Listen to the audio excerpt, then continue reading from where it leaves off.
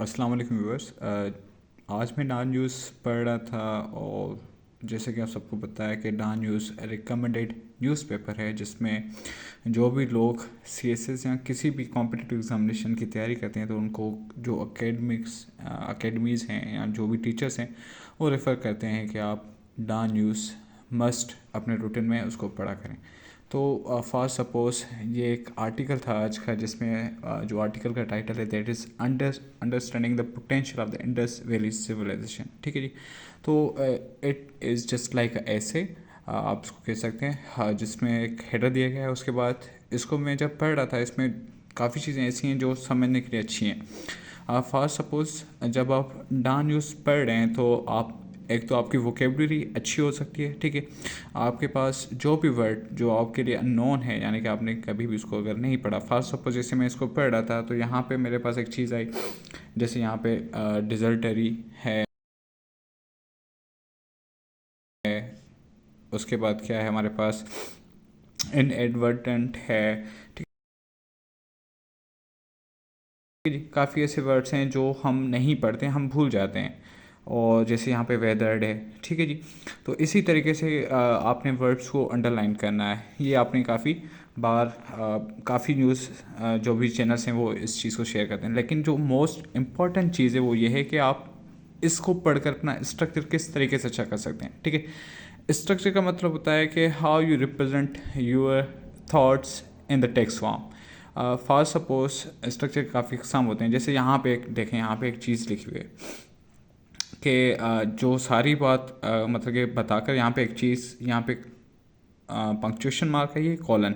ठीक है जी। उसके बाद फिर एक पैराग्राफ शुरू हो रहा है, फिर सेम हियर आप देखेंगे तो यहाँ पर, ठीक है जी, द नरेटिव गोस, उसके बाद आपके पास सेम ही कॉलन कॉलन आ रहा है, उसके बाद फिर वो ही टेक्स्ट फॉर्म में जा रहा है। तो अगर आप न्यू हैं तो आपको पता नहीं कि पंक्चुएशन मार्क किस तरीके से यूज़ होते हैं। तो कॉलन के जो यूजेस होते हैं उसमें एक चीज़ होती है emphasis, dialogue, introduction test, text, और उसके बाद टेबलर मटेरियल होता है। उसके बाद clarify the titles of the books, lectures, other compositions, etc।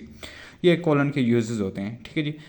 तो यहाँ पे उसका एक यूज़ दिया गया है, यानी कि कहने का मतलब ये है कि अगर आप पढ़ेंगे और इन चीज़ों को नोट करेंगे तो आपका जो मतलब कि एक स्ट्रक्चरल फॉर्म में आपकी राइटिंग है वो खुद ब खुद अच्छा होता जाएगा। जैसे कहते हैं कि as you read more you write more. इसका जैसे कहते हैं कि if you read good you will write good. ठीक है जी। To write good is to read good.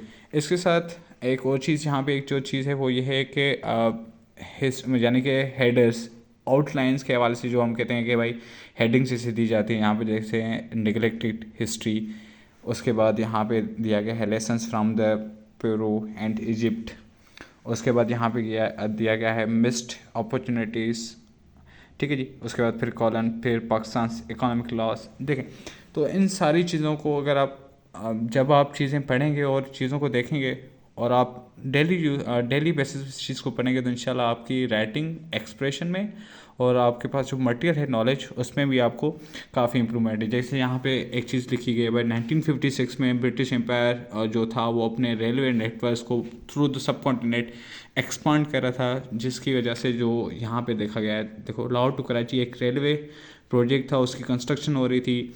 तो मोहनजोदड़ो कैसे मतलब उसकी अनफोल्डिंग हुई, यहाँ पे देखें क्या बताया गया है कि भाई के labours were using bricks that were slimmer, longer and appeared to have weathered over the time। उसके बाद लिखा गया upon immediate investigation he discovered that the laborers had been removing bricks from an archaic site nearby, half enveloped by the land। ठीक है जी। ये मोहनजोदड़ो की कहानी बता रहा है कि जैसे यहाँ पे देखें कितनी प्यारी बात की गई है। The narrative goes before the discovery of the Indus valley civilisation by white man the native people were ruining the artifacts and archaeological sanctity of the site with ignorance। Over 50 years later, a fleet of archaeologists led by Sir John Marshall would excavate the site of Harappa and officially be celebrated as heroes who uncovered the Indus Valley Sites। यानी कि बता रहा है कि वहाँ के जो locals थे उनको पता नहीं था कि वो हिस्टोरिकल साइट को काम बचाने के लिए जैसे उसको वहाँ से वो ईंटें निकाल रहे हैं। ठीक है जी। जो later to be known as Indus valley civilisation या मोहनजोदड़ो की साइड थी। तो इन चीज़ों के हवाले से मैं खुद भी रिकमेंड करता हूँ और मैं खुद पढ़ता हूँ डेली बेसिस पे नॉन न्यूज़, और अल्हम्दुलिल्लाह काफ़ी वोकेबलरी मेरी अच्छी हुई है।